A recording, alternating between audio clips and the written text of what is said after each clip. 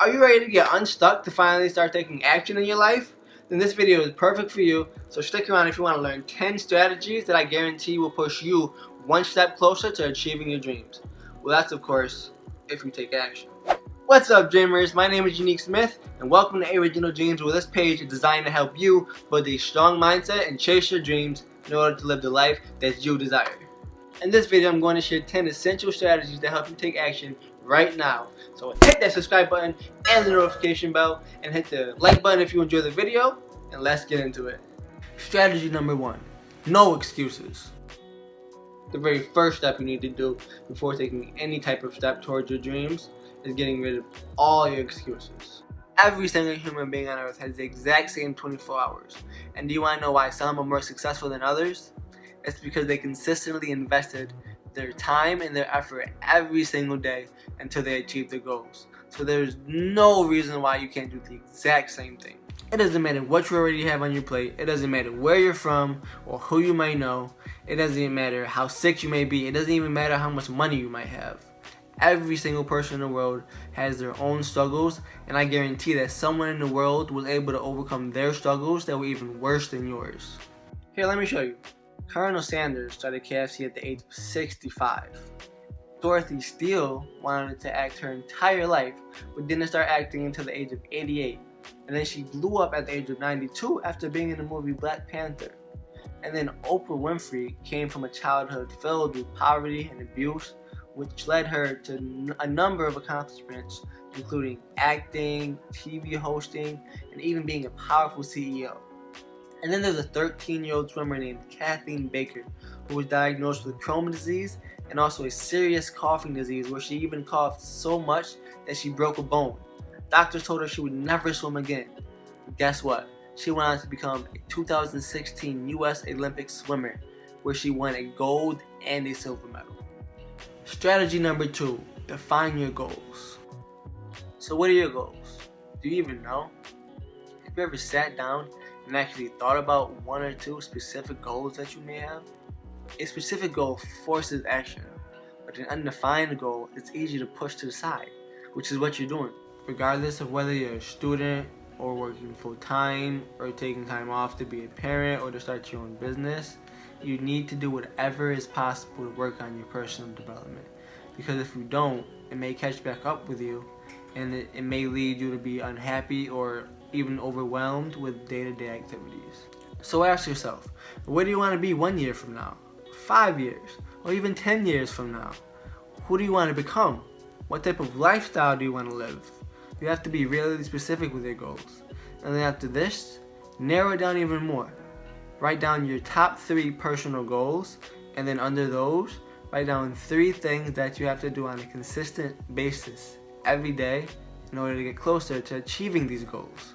Strategy number 3, become aware. You have to be aware of your thoughts and your actions. So when you're doing anything, you have to consider whether or not it's advancing your goals. So for instance, playing video games or binge watching an entire season on Netflix probably isn't advancing your goals. Now, I'm not saying that you can't do either of these things, because I honestly do both of them in my spare time. But what I'm saying is that if you are doing these things, you have to be aware of it, and you can't complain about not having time to actually accomplish your goals. If being productive and working for hours is leaving you feeling overwhelmed, then you also need to be aware of how your brain works and optimize this to work smarter and not harder. So you end up noticing a pattern of how your brain works at certain times throughout the day. So then you just adjust your schedule to accommodate activities depending on what's right for your brain and when. Maybe you're not a morning person and you can't work or think too hard right after you wake up, so try exercising instead. Or maybe you can't focus at all once it starts getting dark outside, so try to get all of your work done during the day. For me, I can't think in the morning, so I like to save a lot of my tedious work for right after I wake up. And then after I warm up a little bit, then I like to get as much of my creative work done throughout the day, or right after I get out of work before it gets dark outside. Strategy number 4, creating routines.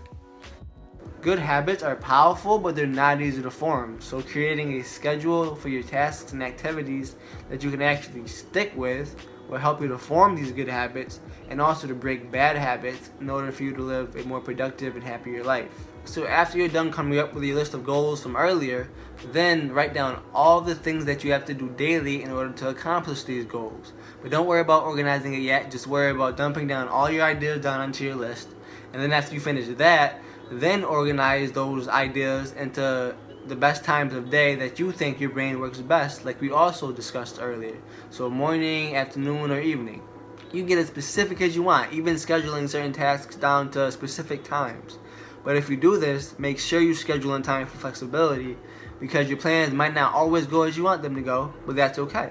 The point is to harness your most productive times to use for your most challenging tasks, and then your least productive times to use for your less important and easier tasks.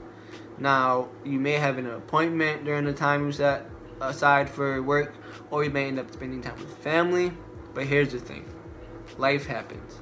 But having a routine daily will keep things running smoothly despite the hiccups. Strategy number 5, get in the right environment. You're more likely to take action when you put yourself in the right environment that motivates you to take action. It's a lot harder to take action if you're in an environment that's too negative, or it's distracting, or even if it's too comfortable. Now, you can force yourself to take action, but on the days that you don't have a strong enough will, then you're less likely to do so. So comment down below what type of environment works best for you. I honestly work best when I'm in a nice quiet area at my school. I have numerous spots that I would go to, including even going to my classroom early, because I knew literally no one would be there. If you can't find a place to go to, then try creating one at home. You can get yourself a desk, or you can find a specific room that's designated to only taking action and getting work done. Try decorating this area with things that inspire you and put you in a good mood.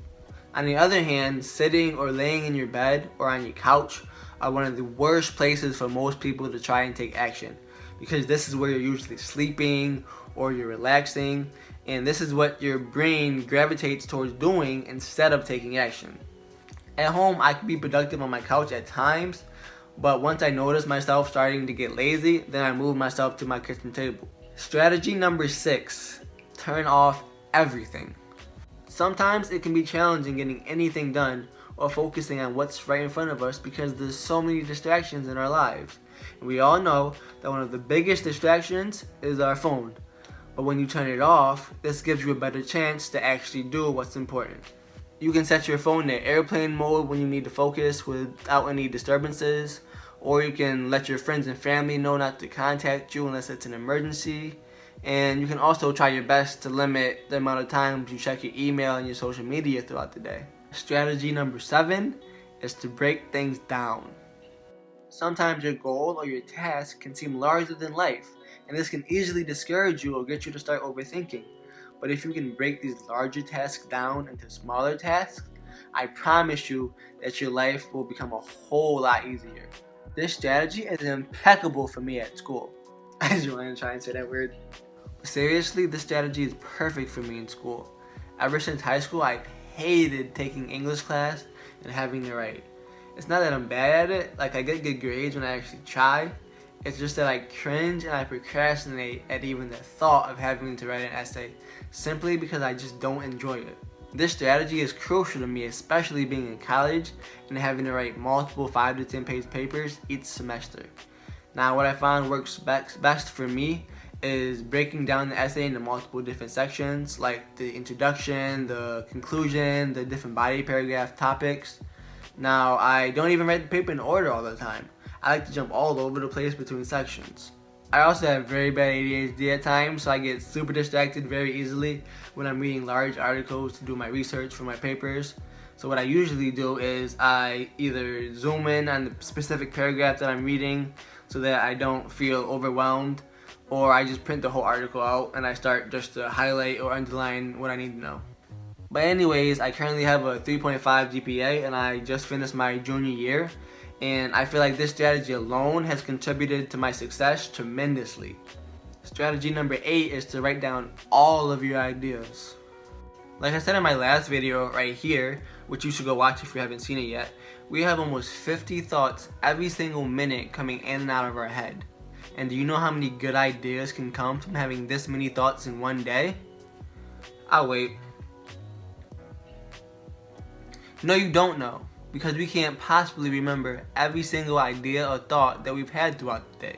This is why writing down your ideas, or at least putting a note in your phone, is so important. This will help you overthink a lot less by getting all of your ideas out of your head and onto a piece of paper. For instance, I work at a printing factory, and during a regular work day, I do a lot of tedious tasks involving paper. Since the tasks are so simple and tedious at times, this gives me a lot of time to think throughout my day. And honestly, probably about 90% of my ideas for my business have came to me while I was at my job. So what I would usually do is just rip a scrap piece of paper, write my idea down, throw it back in my pocket, and then just continue working. And I've gotten in trouble dozens of times with my girlfriend for leaving these scrap pieces of paper around my apartment.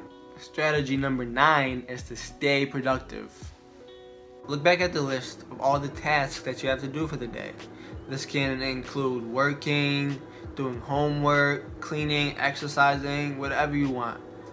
Prioritize that list and then get started on whatever is most important. If you find yourself getting distracted or losing focus on your task at hand, then switch to a different task. If you're writing an essay and you haven't typed a word in like 20 minutes, then step away from the computer and go for a jog or go clean something. Just do something else productive that's on your list. It doesn't matter how small of a step it is, as long as you're still moving forward. Do not just turn on your phone or turn on your TV. Let me just check something quick and then I'll get back to it. 1 hour later. Oh, that cat is so cute. Strategy number 10 is to just dive in. If you're waiting for everything to be perfect in order to get started, then you will be waiting forever. Things will never be perfect. There will always be something that's not right or can be better, and there will never be a perfect time other than now. You don't need all of the answers, so just get started. You can at least figure out the first step, take that first step, and then figure out the next step and repeat. And it might even be wrong. So you just adjust and try something else, or you deal with the consequences and continue. When I first started Original Dreams on social media, I originally just planned on posting inspirational quotes just to spread some positivity.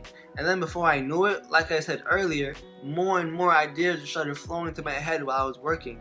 And now all of a sudden I have over 2,000 Instagram followers and my own YouTube channel and tons of plans for the future. Even before Original Dreams, a few years ago, back when I was just trying to figure out what I wanted to do with my life, I figured out what type of lifestyle I wanted to live. Then from there, I just started researching all the options I had to get me there, and I just kept trying new things. I would have laughed in your face if you would have told me that I was going to start my own YouTube channel. Now, all of these strategies work best if done together, but which one was your favorite? Let me know down in the comment section below. But if you're tired of wasting your time, then tune in next week where I'm going to show you the difference between working effectively and working efficiently. So hit that notification bell, because knowing this will save you years of your time regardless if you take action. If you want to take action right this second, then click that link down in the description below to download your free action taking workbook, which includes a number of activities to help take the strategies you just learned to the next step and put them to the test. But anyways, follow me on Instagram, follow me on Facebook. Thanks for watching, and don't forget to inspire the dream.